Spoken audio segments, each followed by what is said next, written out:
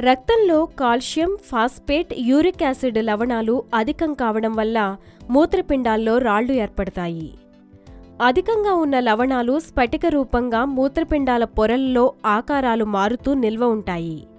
కొన్ని సందర్భాల్లో మూత్ర వ్యవస్థ ఇన్ఫెక్షన్ కారణంగా రాళ్లు ఏర్పడతాయి. మూత్రపిండాలు, మూత్రనాళము, మూత్రాశయ భాగాలలో ఇసుక రేణువు సైజు మొదలుకొని బత్తాయి పండు సైజు వరకు ఈ రాళ్లు ఏర్పడతాయి. యూరిక్ యాసిడ్ పురుషులలో అధికంగా ఏర్పడతాయి. ఇక మూత్రపిండాల్లో రాళ్లు ఏర్పడినట్లు గుర్తించే లక్షణాలు: వీపు కింది భాగంలో తీవ్రమైన నొప్పి మొదలై పొత్తుకడుపుకు వ్యాపించి వృషణాలు, పురుషాంగము లేక స్త్రీ జననేంద్రియం వరకు వ్యాపిస్తుంది. వాంతొచ్చినట్లుగా ఉండడం, వాంతులు కావడం, వణుకుతో కూడుకున్న జ్వరంతో పాటు వాంతులు, మూత్రం రక్తంతో కలిసి వస్తుంది. ఎక్కువసార్లు మూత్రం పోవాలనిపిస్తుంది, కానీ మూత్రం వెళ్ళాలి అంటే భరించరాని నొప్పి వస్తుందన్న భయం. ఇక మూత్రపిండాల్లో రాళ్లు ఏర్పడకుండా తీసుకోవాల్సిన జాగ్రత్తలు: మంచినీళ్లు అధికంగా తీసుకోవాలి.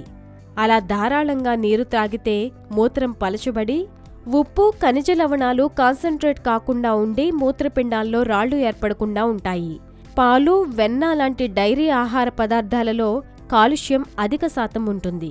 కాబట్టి వీలైనంత తక్కువ మోతాదుల్లో తీసుకోవాలి. విటమిన్ ఏ అధికంగా ఉన్న సహజమైన ఆహారాన్ని తీసుకోవాలి. శారీరకంగా చురుకుగా ఉండి రోజూ వాకింగ్ లేదా సుమారు అరగంట వ్యాయామం చేయాలి.